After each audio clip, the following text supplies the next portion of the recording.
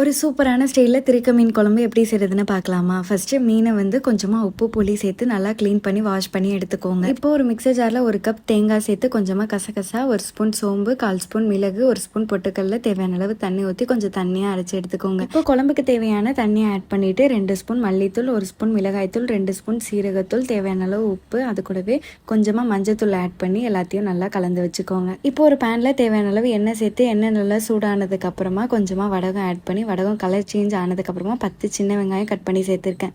இப்போ அது கூடவே கொஞ்சமாக கருவேப்பிலை சேர்த்து ஒரு பெரிய சைஸ் தக்காளி ஸ்லைஸாக கட் பண்ணி சேர்த்துக்கோங்க. இப்போ வெங்காயம் தக்காளி நல்லா வதங்கினதுக்கப்புறமா 1/4 கப் புளித்தண்ணி ஆட் பண்ணி நல்லா கொதிக்க வைங்க. நல்லா கொதிச்சதுக்கப்புறமா நம்ம அரைச்சி வச்சிருக்க பேஸ்ட்டை ஆட் பண்ணிவிட்டு இன்னும் கொஞ்சம் தண்ணி ஆட் பண்ணி ஒரு மூடி போட்டு 10 மினிட்ஸ்க்கு லோ ஃப்ளேமில் ஹீட் பண்ணி எடுத்துக்கோங்க. இப்போ ஒரு கொதி வந்ததுக்கப்புறமா வாஷ் பண்ணி வச்சிருக்க மீனை ஆட் பண்ணி நல்லா கலந்து விட்டுக்கோங்க. இப்போ ஒரு 5 மினிட்ஸ்க்கு ஹீட் பண்ணி எடுத்திங்கன்னா அவ்வளோதான், சூப்பரான திருக்க மீன் குழம்பு ரெடி ஆகிடும். மறக்காமல் ட்ரை பண்ணி பாருங்கள்.